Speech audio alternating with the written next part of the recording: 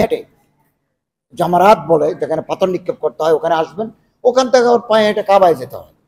যারা অসুস্থ তাদের জন্য এই কাজটা কঠিন। আমরা বারবার হজে যাওয়ার আগে হাজিদেরকে বলেছি, বেশি বয়স হলে আপনি একটু চিন্তা ভাবনা করেন, ট্রিটমেন্ট নেন। আপনি ফিজিক্যালি ফিট না হলে ওখানে গিয়ে আপনি বেকায়দায় পড়বেন। এটা খুব ইতিবাচক ফল দিয়েছে। এবং 2023 সালে অ্যাবাভ 60, 60 ঊর্ধ্ব হাজির সংখ্যা ছিল 35। এবার আমরা আরো তাদেরকে মোটিভেট করার কারণে 2025 সালে 28-এ নেমে এসেছে। 28% নেমে এসেছে। বেশি বয়স্ক হলে ওনারা হাঁটতে পারেন না, হিট স্ট্রোক এটা অ্যাবজর্ব করতে পারেন না। তো এভাবে আর হুইল চেয়ারে যারা চলেন আমরা তাদেরকে একেবারে নিরুৎসাহিত করেছি, কারণ কোনো হুইল চেয়ারের মুভমেন্ট নাই। হুইল চেয়ার নিয়ে আপনি হজ করতে পারবেন না। আপনি কাবা শরীফের চারপাশে ঘুরতে হলে এখানে তিলদার অনেকটাই নাই, আপনি হুইল চেয়ার কোথায় ঢুকাবেন? তো যারা তাদেরকে হজ্জে বদলা হজ করার জন্য আমরা মন্ত্রণালয় থেকে বলেছি।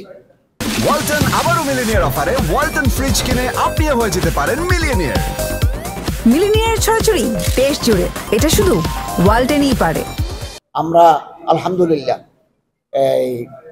আমাদের এই ব্যবস্থাপনায়, এই জার্নিতে আমাদের সম্মানিত প্রত্যেক স্টেক হোল্ডারদের কাছে থেকে আমরা আন্তরিক সহযোগিতা পেয়েছি।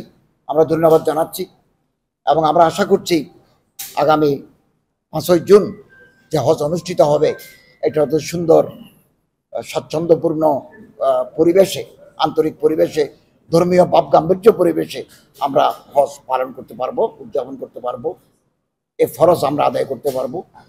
অনেক সময় অনেকে বলে থাকেন যে বাংলাদেশ থেকে টিমে লোক বেশি যায়। এ কথাটা যদি আমরা অন্যান্য দেশের সাথে তুলনা করি, ইন্দোনেশিয়া থেকে যায় 2,21,000 হাজি প্রতি বছর হজ করতে যায়। তাদের টিমে আছে 4,000-এর উপরে তাদের প্রশাসনিক টিম সদস্য থাকে। সেই তুলনায় আমাদের কম।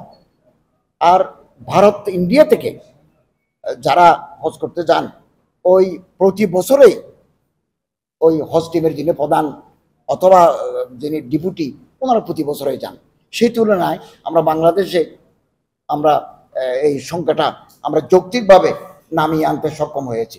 আমি বিশেষ করে আমার সচিব জনাব একেএম আফতাব হোসেন প্রামাণিক মহোদয়কে তার পেশাদারিত্ব, দূরদর্শিতা, তার এফিসিয়েন্সি, তার ইন্টিগ্রিটির জন্য আমি আন্তরিক ধন্যবাদ জানাচ্ছি।